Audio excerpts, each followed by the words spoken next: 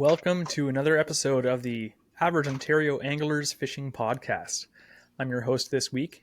It's Andrew, and as a guest, we have Jesse, as usual, and we also have Drew. Now, don't get confused. My name starts with an A-N, and his just finishes off with a Drew. So that's that was the dumbest joke you're going to hear tonight, hopefully. But we're excited because this podcast is all about ice fishing. We talked a little bit about it last week too, but this year I'm getting pumped. It's 2024 now, and I can't wait for the time I can be out on that hard water and get going. So I'm excited to learn a lot from Drew today because he's a hammer when it comes to ice fishing. This guy knows his stuff. Thank you. Yeah, for sure, man. As usual, we're gonna start off with an interesting fishing fact, though, which Jesse has prepared that is completely unknown to myself or Drew as to what the topic is. So we'll see if we deem it as interesting or not. Yep. All right. So feel free to, again, this is our first guest in a while, so feel free just to, talk and go along with this. This is an interesting one. I kind of really liked the fishing podcast we did a few months ago about different fears. Remember we did the one about fishing fears, and we kind of covered a lot of topics from like getting struck by lightning and hypothermia and grass carp, stuff like that. So I was actually thinking, what are some fears that pertain more to ice fishing? Could be interesting. Okay. So don't judge me by the pronunciation of these words, because I can't pronounce half of them, because some of these fears, the pronunciation of what they are is pretty complex. So I'm going to try my best at it. So apparently even the word pronunciation. Oh yeah. So the first one is actually called pagophobia, which is the fear of ice.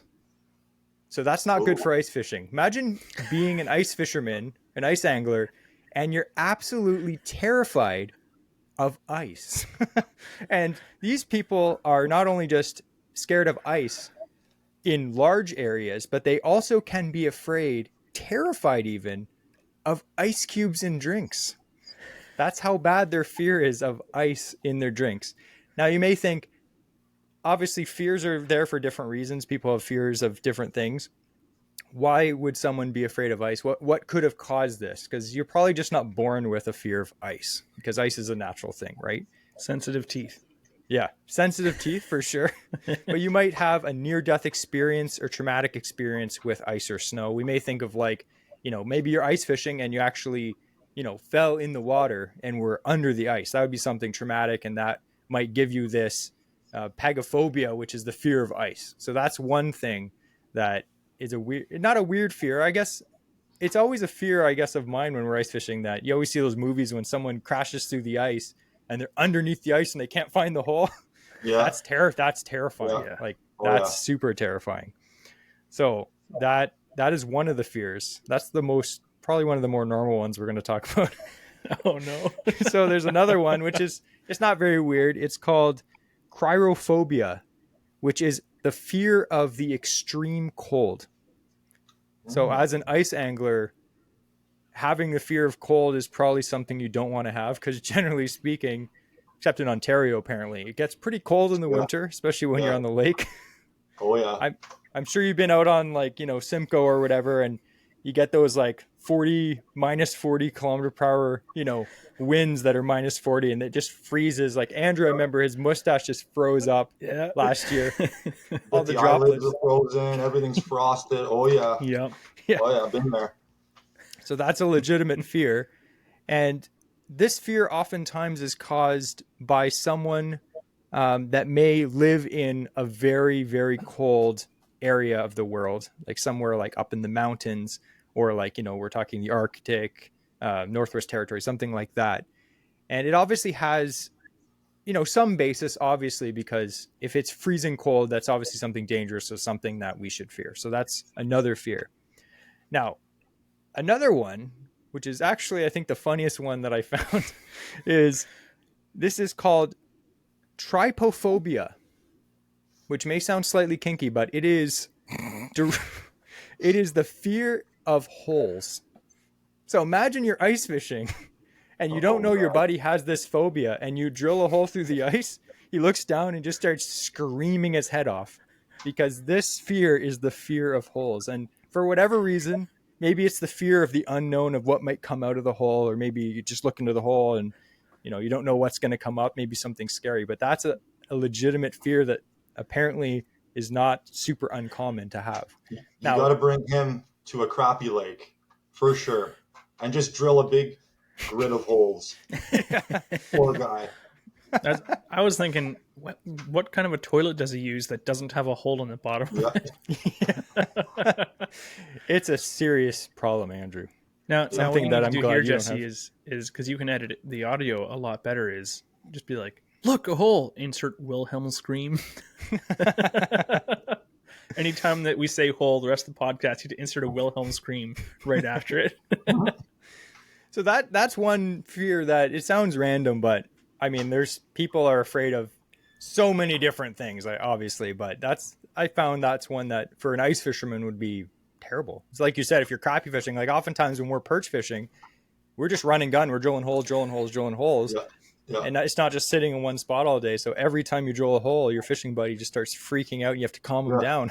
So if you do have these fears, man, we're not making fun of them. This is a serious thing, but these are things that if it does happen, at least you know now what's going on. So the last fear, it really applies to Andrew and Drew here. It doesn't so much apply to ice fishing, but these are things that you could possibly see while you're ice fishing. You have a guess what it is? No. It's called pogonophobia. I'm not pronouncing these right at all. It's a severe fear of beards and mustaches. I'm not seeing that. You're seeing that, Jesse. Yeah. This condition can make it difficult to function in a lot of social situations where people may have beards, which oftentimes outdoorsmen, not so much outdoors women, but mostly outdoorsmen have facial hair of some kind, as I'm trying to grow right now. But that's something. So say you're ice fishing and keep Jesse. Yeah.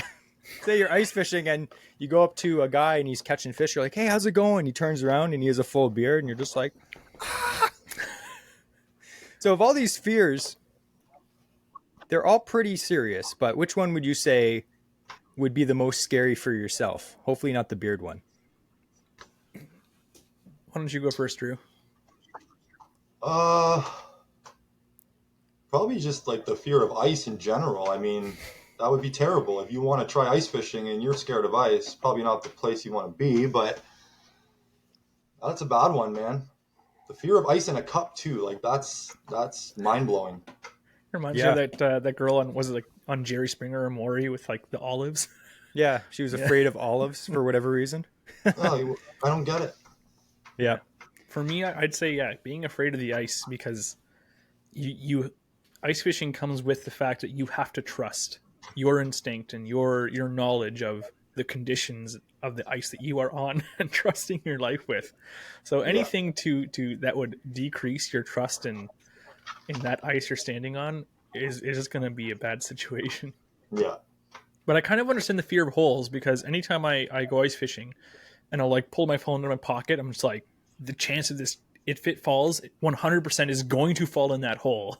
Yeah. 100%. Like I have that fear of holes. Every time. So anyway, again, we're not making fun of people if you have these fears. I just found it interesting, and some of these fears related to ice fishing. So we'll let Andrew take us back to the main topic of, what is it? Ice fishing essentials. Ice fishing essentials. Yeah. So Jesse and I, we have talked about a little bit about ice fishing before. The great thing about seasons 2, when it's starting now for the podcast this year, is we're actually going to be hitting prime ice fishing time. So we'll have more of an opportunity to talk about this stuff.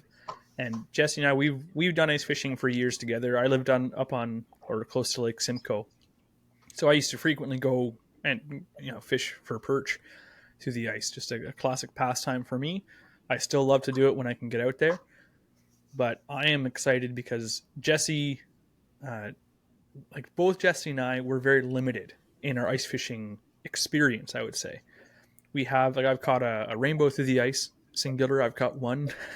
I know Jesse, he's still trying to get a lake trout under his belt. Yeah. I've caught a handful, maybe. We've each caught some decent perch, but that's about the extent. Jesse's caught a couple pike. I've yet to catch a pike through the ice. So we're still pretty green when it comes to the actual firsthand knowledge of ice fishing. And yeah, you can read a bunch of books, but when you get to talk to someone like Drew here, who has real life experience doing it, there's so much you can glean from someone like that. So we have some awesome questions that we have ourselves, and we also then at the end we'll have some questions from our Instagram followers that who were able to post some on a post Jesse did recently.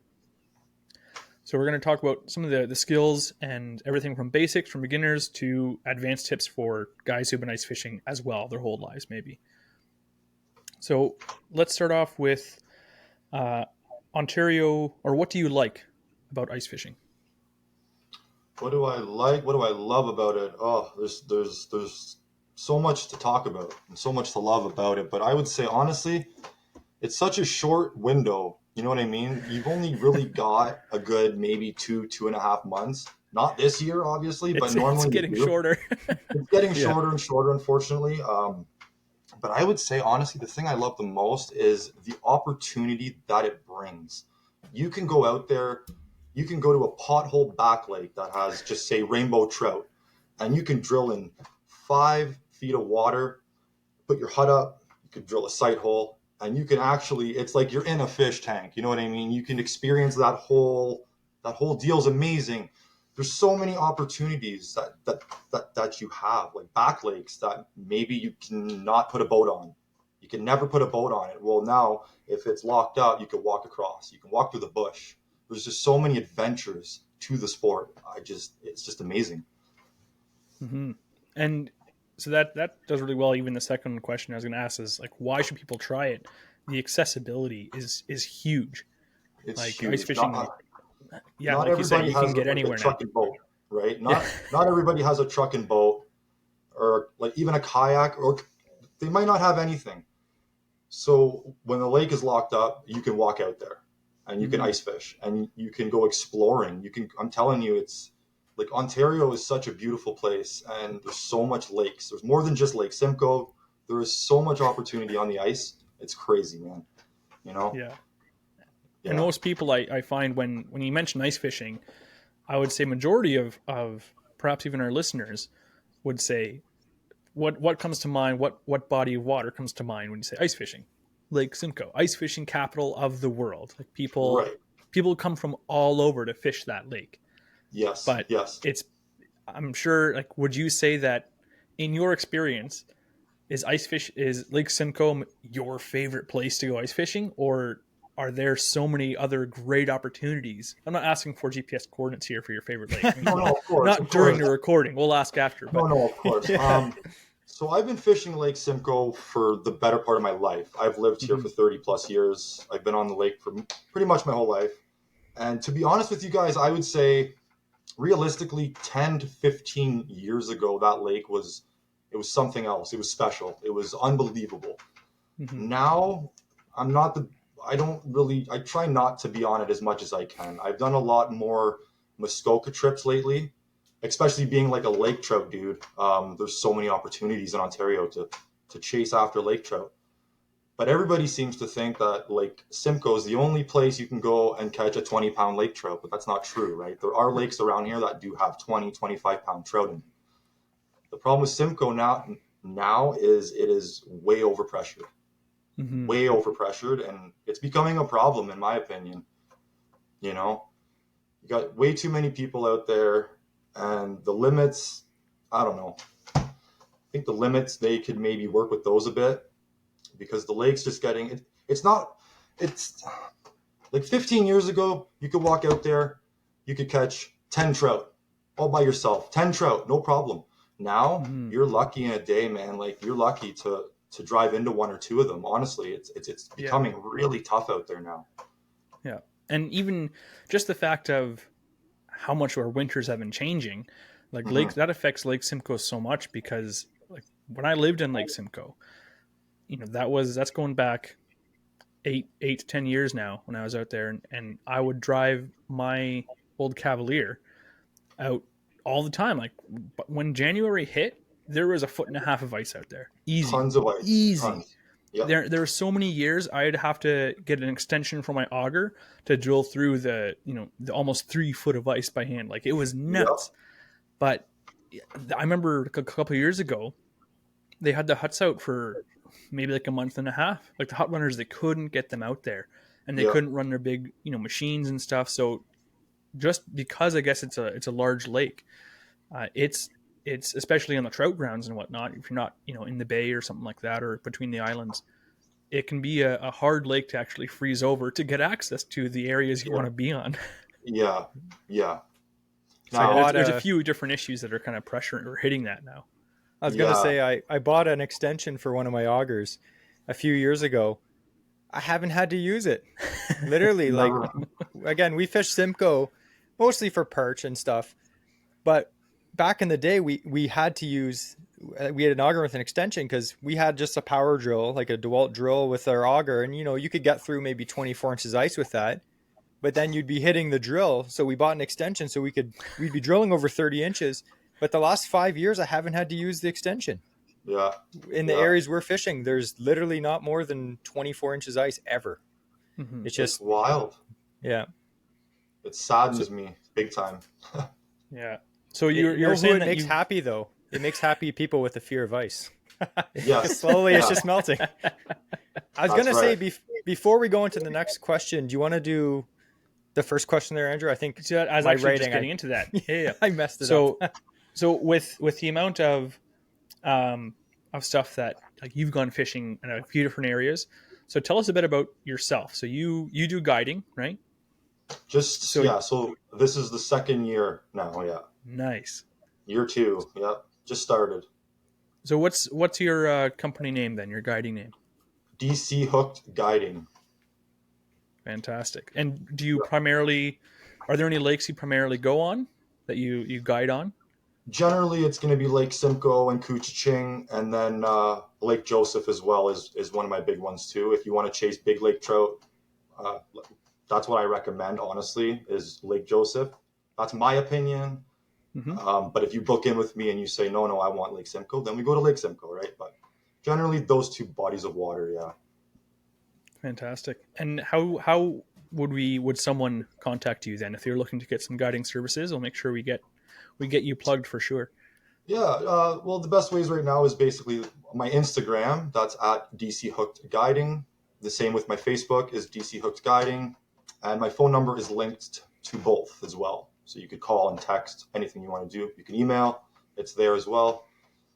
Yeah. And we'll link everything down in the show notes if you're listening to this. Funny story, I actually entered a giveaway for, you had a kayak lake trout giveaway. Yeah. And I saw it, and normally, because we're a slightly bigger account, so we don't really generally enter giveaways because I'm like, you know what, I want someone else to win. I always feel like guilty winning a giveaway, but for some reason the day before, or like that day when you're like last 2 hours to enter, I was like, what the heck, I want to catch a lake trout, so I entered, and it turns out that I won, and I was like so happy. Yeah, and you were just like, it has to be this specific day, and it turns out that was the day my buddy got married. Or it was either his bachelor party or his wedding. And I was like, I can't go. If I go, I'm going to be a huge wiener. And I was like trying to think in my head. I was like, how can I spin this to get out of this bachelor party? But yeah, I couldn't go. And I was so mad. I was like, the one time I win something. One time. Yeah. But I've been following your Instagram for a while. And I know people like you are very humble. But I'll toot your horn a bit right now. This guy hammers fish. Like you're looking to fish, ice fishing we're talking about, but also kayak fishing for lake trout, like jigging for lake trout, giant lake trout, and not just like one. Like I'm watching you're out on one of those lakes and just, this is fish 12 today, and just these big, beautiful lake trout. And I'm like, you know what? That's an experience. Like I had the pleasure of fishing with another guide last year. And it was a fantastic day. And I was like, I learned so much. Yeah. And just the experience itself was amazing. I was like, next year, I was like to my wife, I'm booking with this guy 100%. This is before we even decided to do the podcast. So I'm not just being a butt kisser right now. No. But I was like, dude, I want to catch like a legit lake trout in a kayak or like up doing that. So you look through Drew's Instagram and it's, big jumbo perch, big whitefish, lake trout, just insane fishing. You're an absolute hammer. Yeah. I love it, man. That's what I live for, man. I love to fish. I love it. That's awesome. And part of the big thing going with the guide, like Jesse said, when he went with one last year, it's not about really what you catch that day. Is you're getting your value from the information you can get from guys like yourself. 100%. And I've told that to actually a couple of my clients. I said, yeah, you're paying, I'm going to bring you out and you're going to hopefully catch fish. Well, you should, but you're paying for the knowledge. Like, you're taking home a lot of knowledge that you can apply the next time that you're out on the water, right? So that's a like big thing too. Essentially, as someone who would be there with a guide, you're taking that guide's, like, you've been fishing, you've been guiding for a couple of years, but you're able to be a guide because you have all these years of experience, like over a decade of experience fishing these lakes. So much time on the all water. That's condensed now into this like one little visit. You're like, look, let me show you everything I can do. And that's what we're going to be kind of picking your brain on a bit right now. So people are going to hear a little bit of what you have to offer, just enough of a sampling so that we can learn something now, and then hopefully they'll want to learn more from you and give you a call. Hopefully, yeah, I hope so. Yeah, and again, we'll leave the link down below. If you're interested, anyone, just click the link. It'll take you to his Instagram. You can check out some of his fish pictures at least, and maybe whet your appetite for the 2024 fishing season, either ice fishing or fishing open water. Yeah. So what is involved in getting started? If someone has never gone ice fishing before, maybe they're open water fishermen, but what would you recommend that is gear or equipment that they need to get in order to have a successful day ice fishing?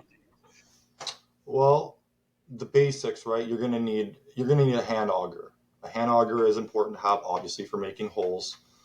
You're gonna need a rod and reel. You can go to Walmart even, honestly, for $20. You can get a rod and a reel for $20 there. You're gonna need some tackle, and like, again, if you're on a budget, you can go to Walmart and you can get a tackle pack for $10, right? So you got your hand auger, you got your Andrew's laugh. He's like, I have a whole stash of those.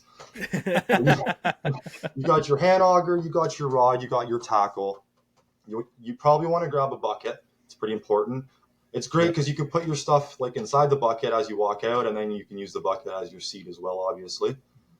That's pretty like the basics. That's like no graph, no hut. And I would say, like, before you even decide to even walk on the ice, you want to buy some picks. You want to buy a spud bar. You want the proper clothing, and take it from experience. You want the proper clothing. Trust me.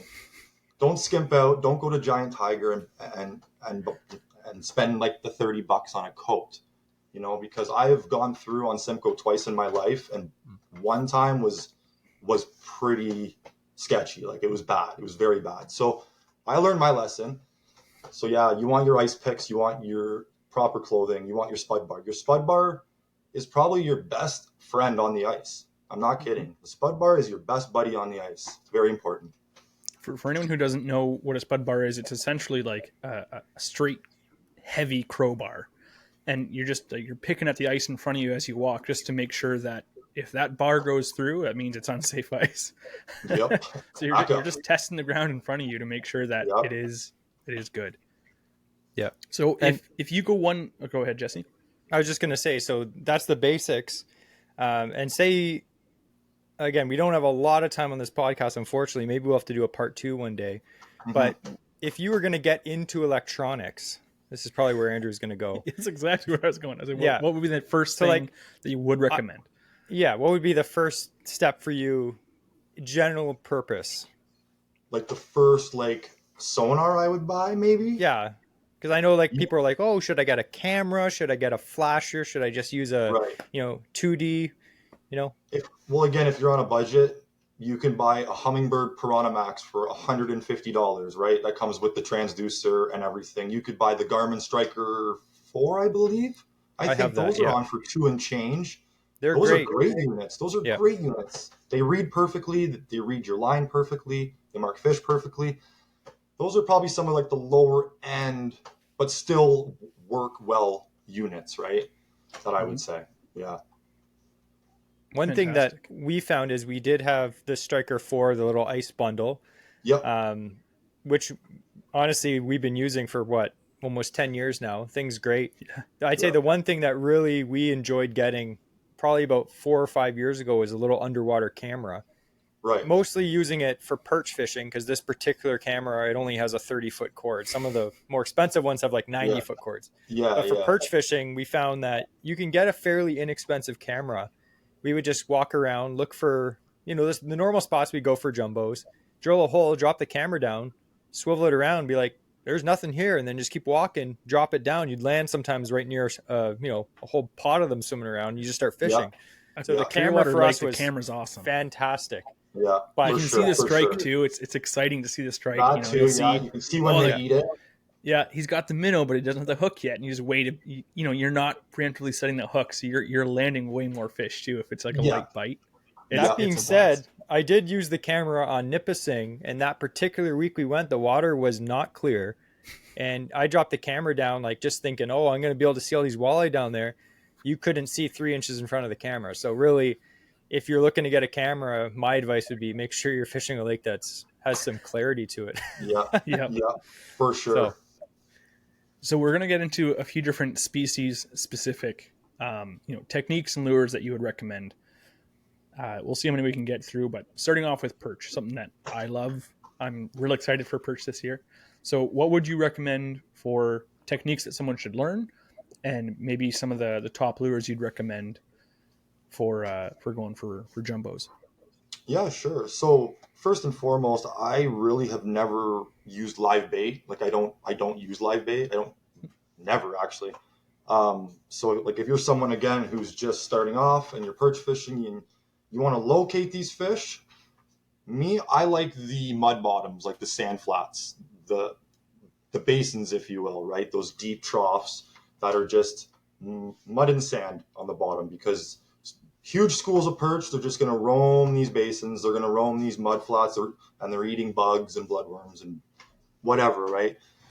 So look, that's what I would start at. I like the 20 to 30 foot range, mud bottom and dirt bottom. As far as baits go, I mean, I'm a jig and wrap guy all day long.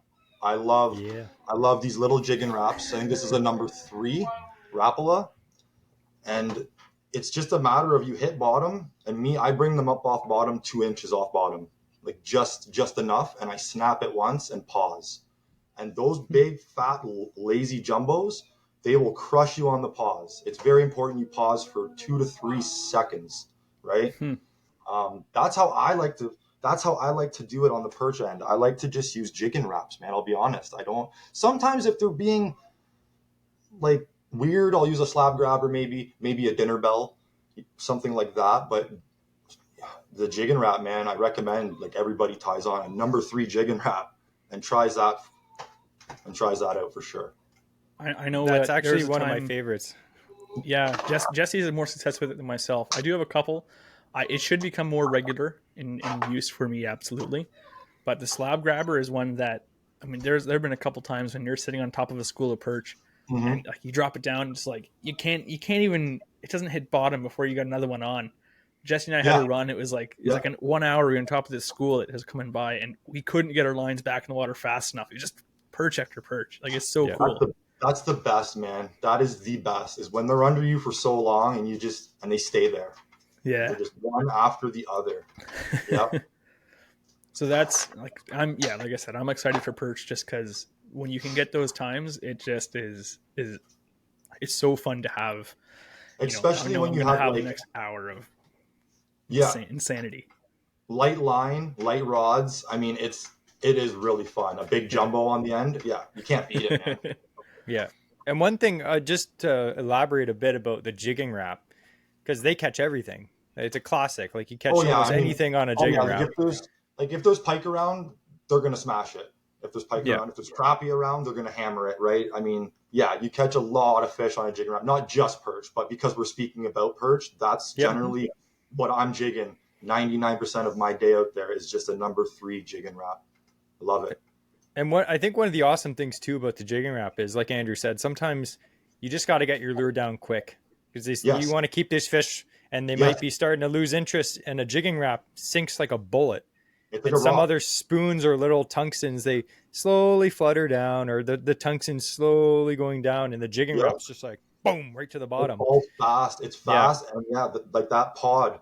they will stay as long as you just drop it down, drop it down, drop it down. They won't go anywhere, man. They will eventually, because like, but it's such an effective lure for sure.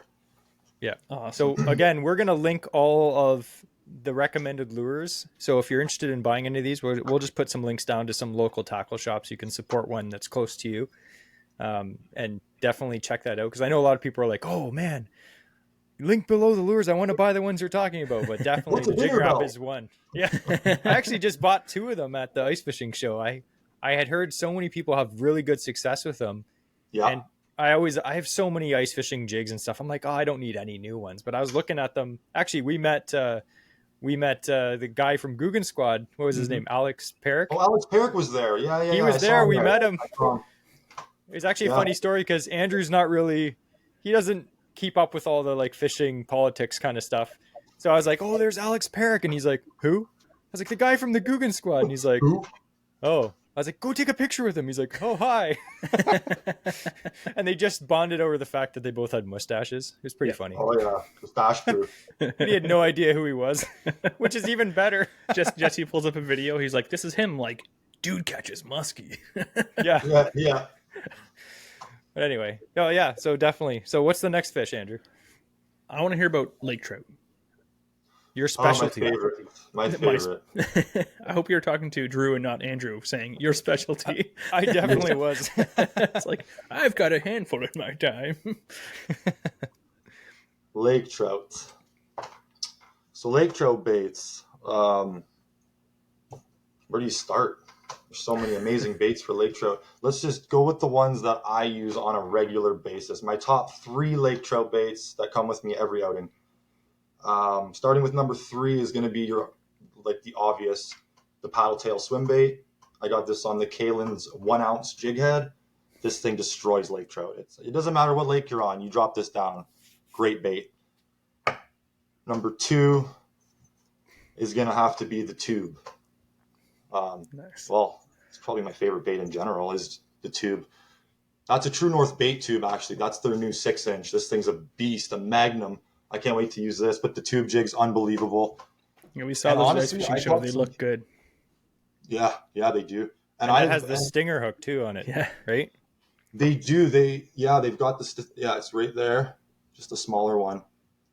Nice. My favorite bait, honestly, guys, the one I catch all my PBs, all the trout you've ever seen me hold, is the vertical tube. I make these myself. It's my favorite way. It's my favorite bait. It's unbelievable. Catches monsters. That's Monster cool. Lakers. Yeah. So those are my 3 favorite baits. That looks like a bait that I use for muskie, but just like the small size. Oh, you nice. could probably use this. Oh, yeah. I've heard of guys using big muskie tubes, like not this big, maybe like the 7-inch ones for lake trout. Yeah, so I have a buddy of mine. He rips big Bondi baits, and he crushes lake trout. He crushes them on Bondi baits. It's wild, man. Wild. That's So it looks like most of the baits you had are white. Does that seem to be the best overall color? I'm a sucker for white. Yeah. So most of my tubes, it's either white or white and chartreuse a lot of times, but mainly all white is my go-to. They see it well in the water column. You know, it's just the OG bait is just a white tube, right? And then like even hair jigs are so effective on lake trout. You can't go wrong with a good hair jig. So when you're fishing these baits, can you describe to us like the basic technique? Say you get to a spot you're fishing, you drill a hole. What are you going to do? I'm going to drop down. So say hypothetically, if I'm in like 70 feet of water, I'm going to hang my bait minimum 20 feet off bottom. And I'm going to hang it there. And you can choose to you can column climb it up and down the water as much as you want if you want, because they cruise everywhere. They cruise all over the water. It's crazy. You can do that. You could just leave your rod hanging and do nothing and play on your phone and have one rise off the bottom and chase you. And that, or you could just jig. You could just hang out in your hut and jig the tube until you have a chaser, right? That's what I do. Half of mine, I'm not even on the rod. I'm just hanging out. I'm just hanging out in the hut. I'm on my phone, blah, blah, blah. And then you look at the graph and there's a chaser. You grab your rod and you just burn it away.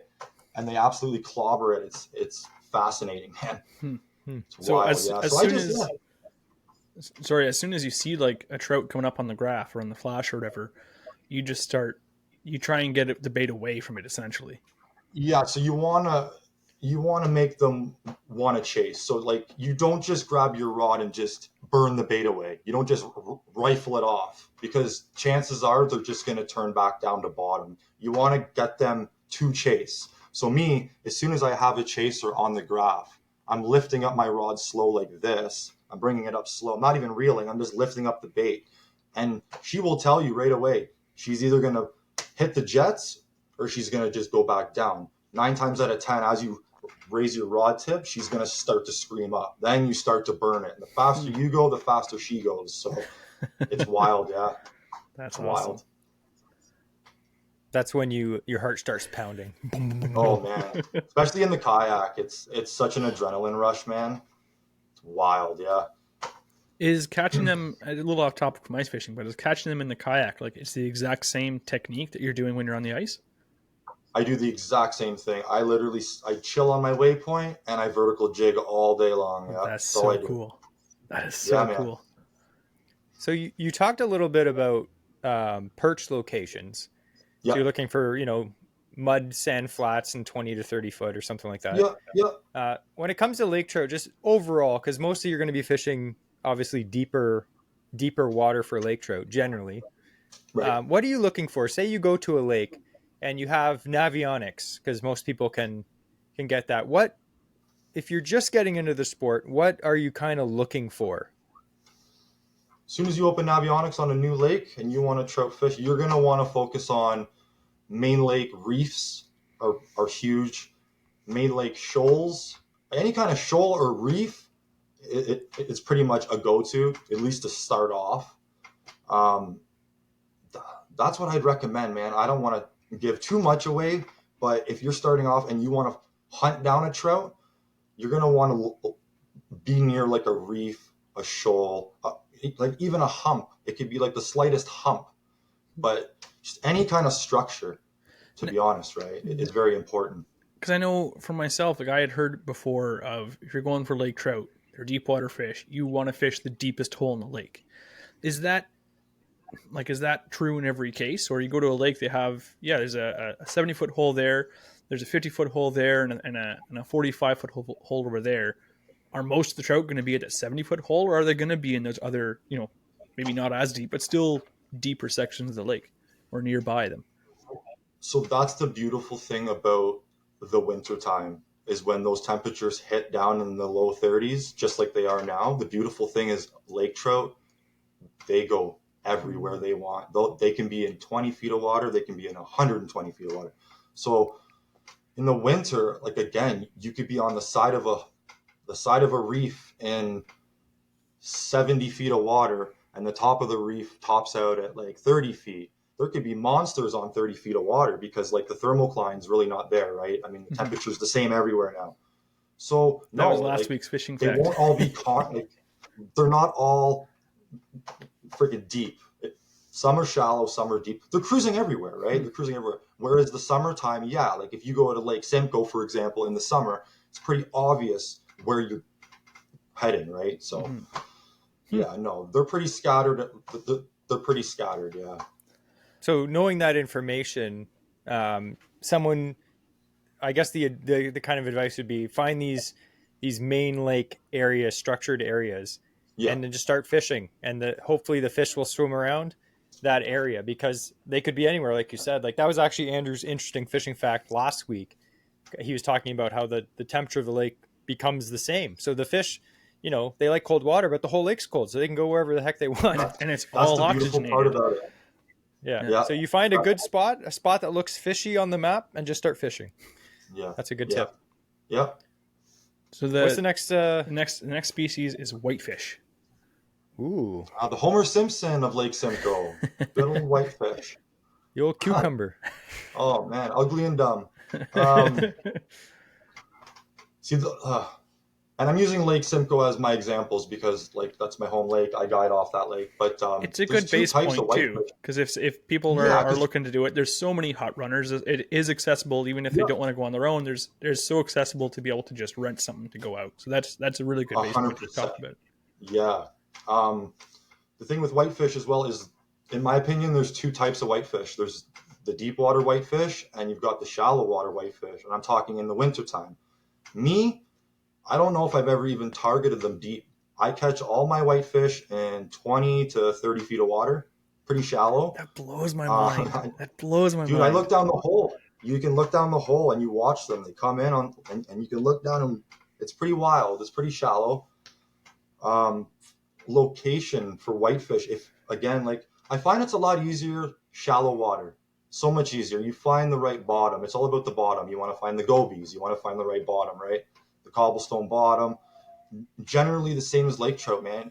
You want to find those humps, shoals, reefs, just anywhere that these whitefish are going to slide up on in the morning and just mow down, right? Hmm. Stuff like that, yeah. That's awesome. And Because for when people baits for said, whitefish. For baits, yeah, Sorry, Andrew. Um, I that's okay. cut Andrew off. you know, pretty much going to talk about the two most talked about. You go with the Meigs jig. The Meigs jig is probably one of the best baits to use on Lake Simcoe. Incredible bait. My favorite bait is the vibrato. Love Yep. this bait. It's an incredible bait. I got mine. I think I got like $500 worth of these things, and they're all in the same one. I buy them in the 14 gram. I find it's the perfect weight and it's the perfect size for them to slurp it up.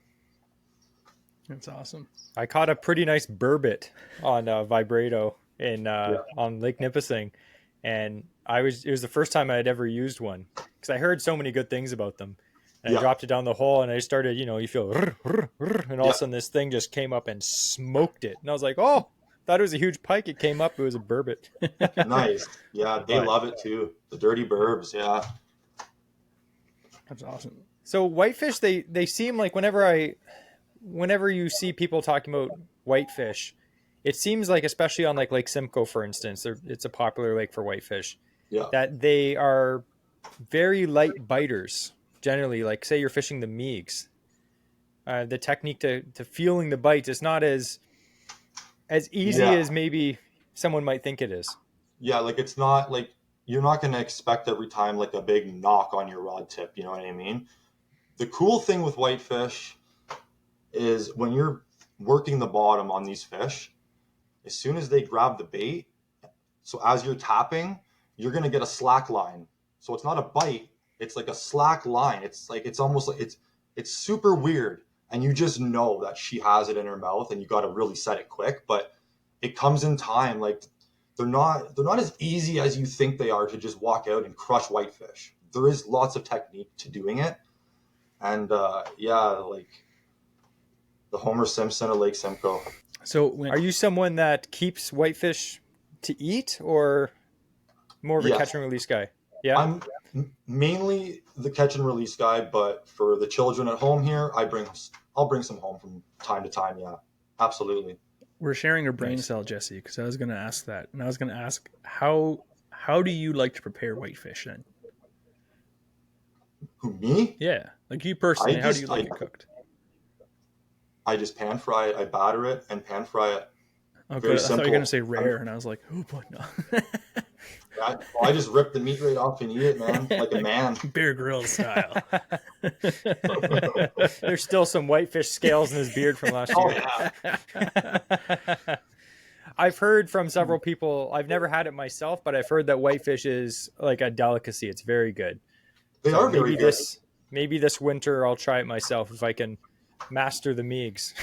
Just make sure though that you bleed them out. It's better to bleed them out, because if you don't bleed them out and then you get that bloodline in them, they can be really fishy, like really fishy. If you slit their throat and you bleed them out properly, they're just mwah, That delicious. was my experience, because I had a guy, we went ice fishing, and we caught one lake, we were going for lake trout. He caught one whitefish, And so he's like, yeah, whitefish is good. We're going to keep it. And he cooked it for me, and it didn't taste good. And it kind of turned me off. So I've Right. heard since, like, it's amazing meat. And I couldn't understand it because the one experience I had, this guy, yeah, he caught it, just threw it on the ice outside, and that was it.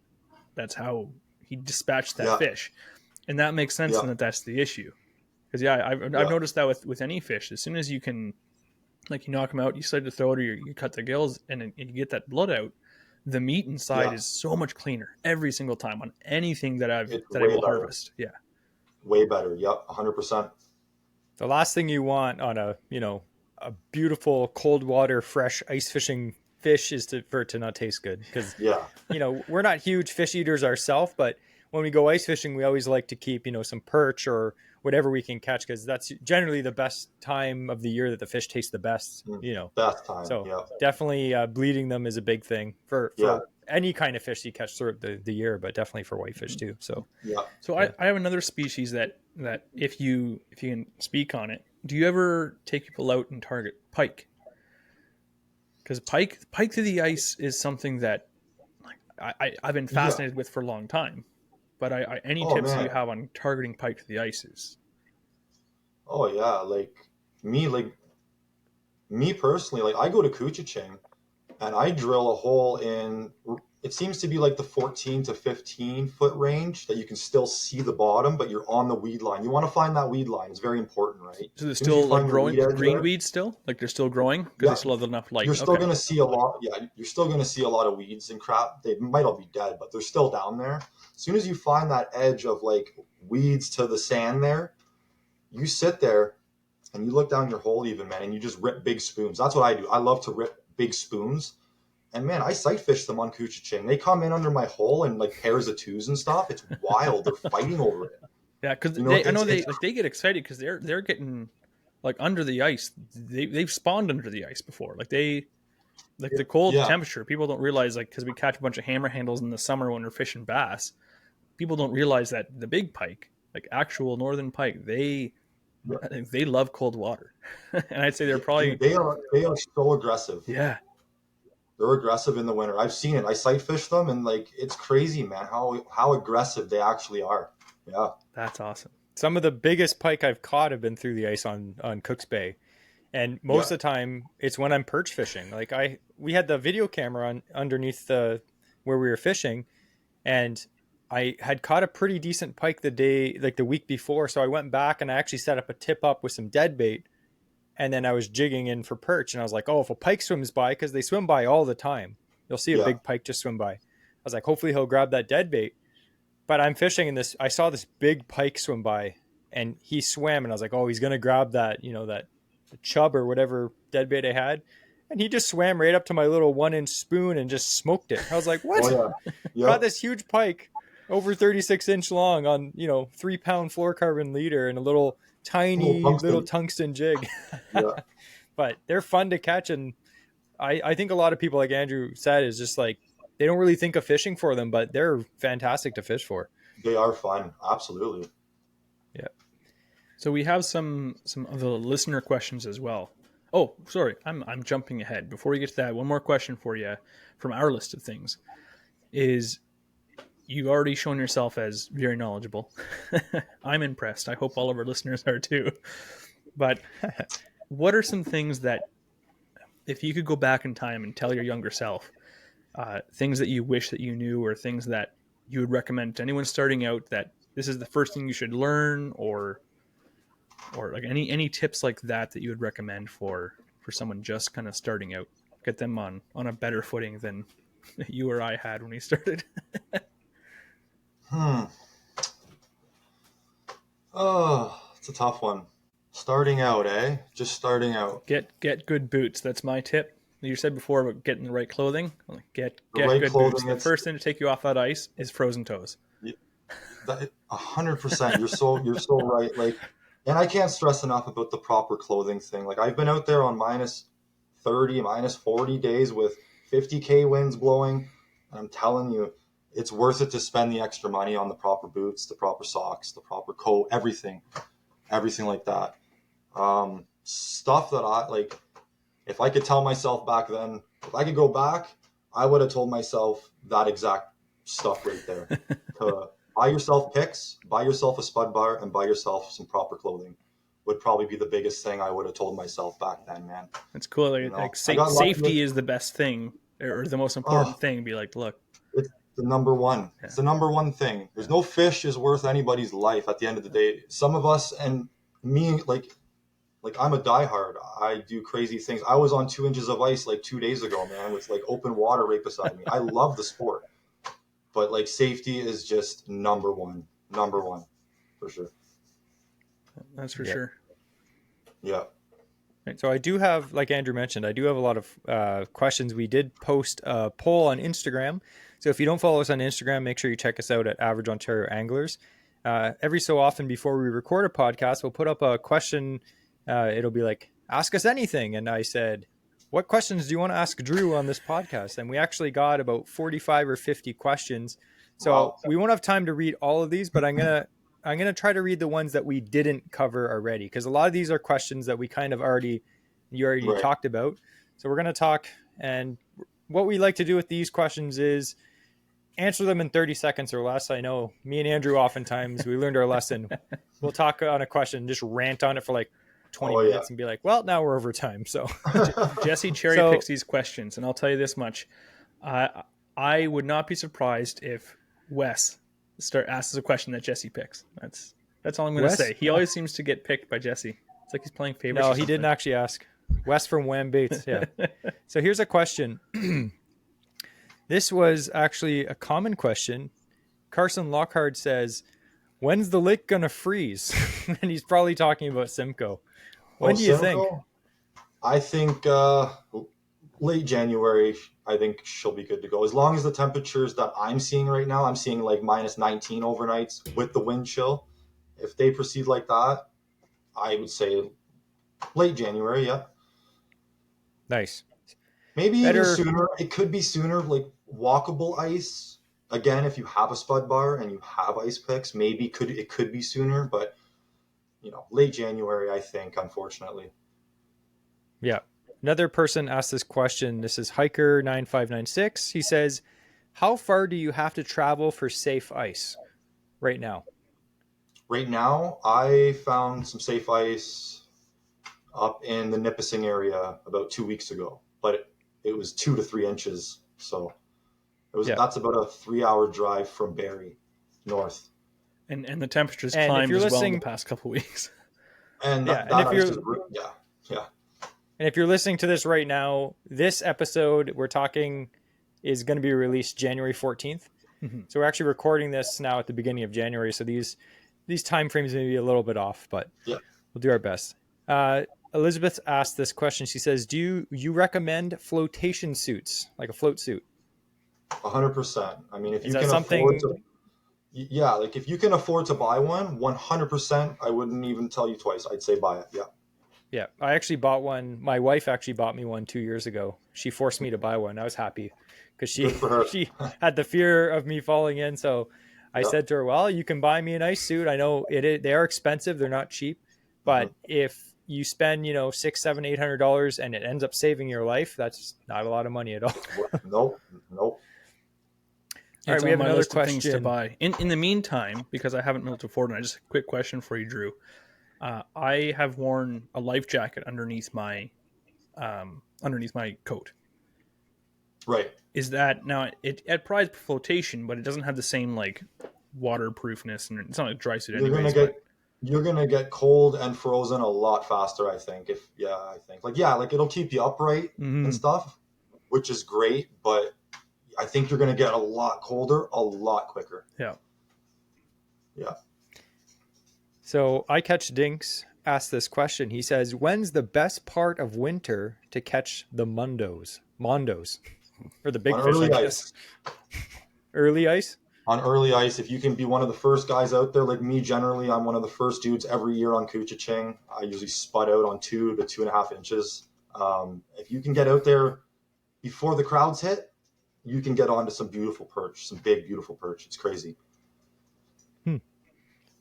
But also, like you said, make sure you have a spud bar when you do that. Yeah. Safety. And maybe a float suit. All right.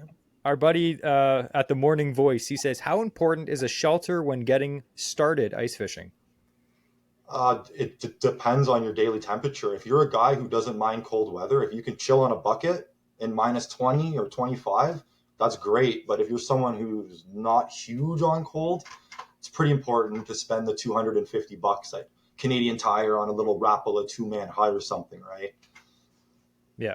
We did that a long time. We did the whole bucket, sit on a bucket kind of deal.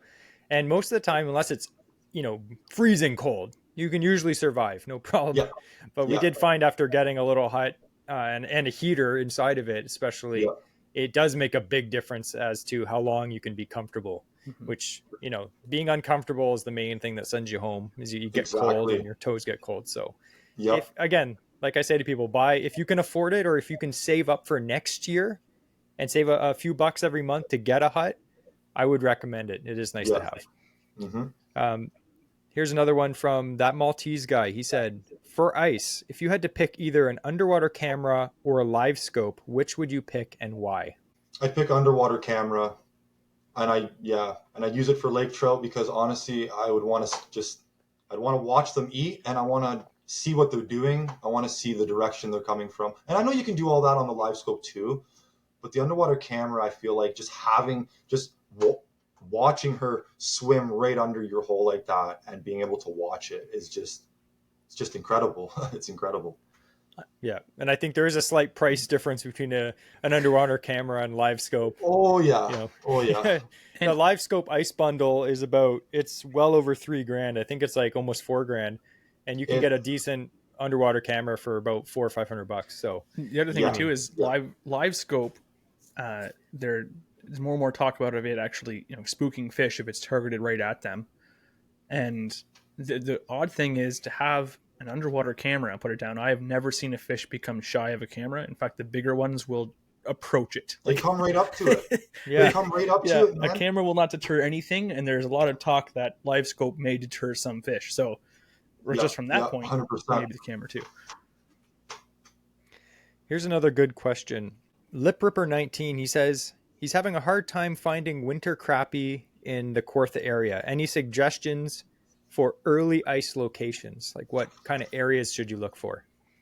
At this time of year now, you want to look for basins, man. You want to look like if you open up your local lake and you see there's one spot on your lake that's got a 30-foot bowl in it, a basin in it, the chances are the crappies are going to be just piled up in that basin because again, they're looking for like just bugs and larvae and bloodworms and just stupid things like that. So they relate to those basins, to the mud bottom, the buggy bottom, right? So look for basins. I actually was just watching that. I don't know if you saw that new Uncut Angling YouTube video that just came out. I saw the first 5 minutes it was posted. He's one of my favorite human beings. Yeah. So they were just talking about finding crappie, and Aaron said the same thing. He's like, find the deep basin. And Andrew, if you didn't watch it, actually someone asked a question. They said, thoughts on the Uncut Angling's newest video. Basically what happened was Angling Buzz, which is like the Linder brothers and them, they did a video basically saying, if you catch crappie in deep water, like we're talking like 40 feet of water, if you bring them up, they're going to die. So you might as well just keep all of them. That's basically what they were saying. So what Aaron Weeb did on Uncut Angling is he did a test with live scope and he caught a bunch of crappie in like 40 feet of water. Mm-hmm. And then he did a proper quick release and watched them swim all the way back down on his live scope. They all went back down. All 12 of them. They all went back down.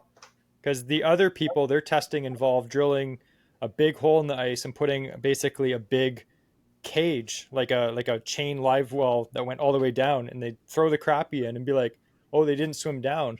Yeah. But the testing was kind of flawed because crappie don't swim straight down. They kind of go on an angle. And the crappie were just like hitting the side of the net and just floating back up and all dying. Yeah. Mm. So my thought is on that video, the testing was a bit flawed, as a lot of scientific testing is. Like, it's hard to get a very accurate, they're like, oh, all the fish died, like 98% of them died. And in his test, they all survived, or did so far when he saw them swim down. Who knows what happened after that. But it's good to see Aaron. He's such a talented angler. And when he talks, we listen. And it's good to have someone that's, there giving us information or something to think about. That's the way I feel about that video. Yeah. We shouldn't believe everything we see initially, even if it's from so-called, fishing industry standard people. Yeah. Not us at all. Angling Buzz. Those guys are awesome, though. Well, But, that's yeah, how people those- realize that we just regurgitate what we hear from other people. We're not really smart at all. We're average. Hey, we never claim to be good. We're called average Ontario anglers. But anyway, those are the main questions. A lot of the other ones, like I said, we kind of covered in this Yeah. discussion. And I was saying to Drew when we first started this podcast, like this today when we were just about to press record, I was like, man, it seems like not a lot of information, because I kind of had an outline I sent to him, but I'm like, it's gonna fill up fast. And like right now we're over an hour right now. So like, Are we it's really? crazy. Yeah. Holy crap. Isn't that crazy? Wow. Isn't it crazy that, just talking about fishing is, time just flies when you do it, right?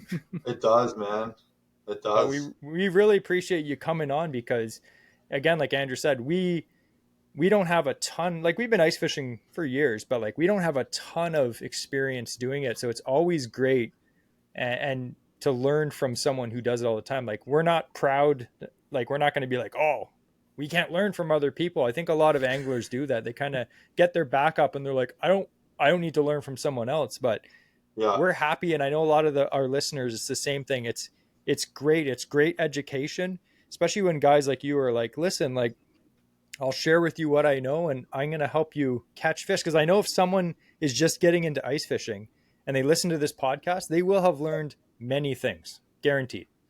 They're I going hope to go so. away from this. Mhm. Yeah. I hope So so. again, we're going to link Drew's Instagram account, which also has links to his guiding service as well, down in the show notes. And if you do happen to book something with Drew, just make sure you let him know that you heard about him on our podcast. So it makes us, look like we're awesome. That You guys are awesome. that way he'll agree to come back. He'll be like, I guess a couple people came. I'll throw those guys a bone again. And Yeah.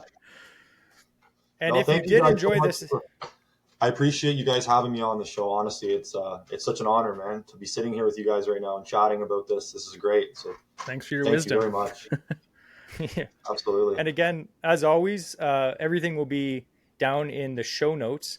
And if you did, again, like I said, if you did enjoy this episode, send us a message and say you enjoyed it, and we'll do similar episodes like this. But as well, if you enjoyed this too, send Drew a message and just say thanks for the information and for his time Mhm. as well. Because we're definitely not paying him. He's just doing this because he's a nice guy. Wait, I'm not getting paid? delete. So I know Andrew has some like housekeeping right now. Yeah, Boring. I know. Everyone can zone out for the next 5 minutes. I'm just kidding. It won't be that long. But we want to say a big thank you to all our followers, our subscribers, and especially to our Patreon members. We mentioned in the last episode that this year we are going to be having a bunch more awesome giveaways for this year. The difference is the giveaways will only be for our Patreon members. We talked about it before. It's if you don't know what Patreon is, a quick Google search is not a problem. Jesse also has a link to it right below the video or below the podcast you're listening to. And that is your way that you can actually then be automatically entered into every single giveaway that we're doing. So we're going to have a few. Jesse already has some of them lined up, and I'm not going to spoil anything, but they're good. Yeah, they're actually really good this year. So yeah, because last year, they weren't. No, I'm just kidding. Last year was awesome. We had some amazing. Last year ones. was We have awesome, some. yeah. We have some returning. We have some new ones. So make sure that you are applicable for that by joining the Patreon if you are able to do so. If not, we love getting feedback. We love getting some ratings. We love getting reviews, whatever you'd like to do. And as always, you can reach us at Average Ontario Anglers on Instagram. You can find us anywhere with that. You can always shoot us out on our private accounts if you want to talk to us as well. There's AOA_Andrew and Jesse's as well, which is the_real_Jesse. So we want to thank everyone for listening again. And before we sign off, we have the quote of the week, which is going to be handled by Drew. So you're going to finish that off for us, Drew. What's the quote of the week? Quote of the week. Bring your spud bar wherever you go. Excellent. All right. That's what mine was going to be.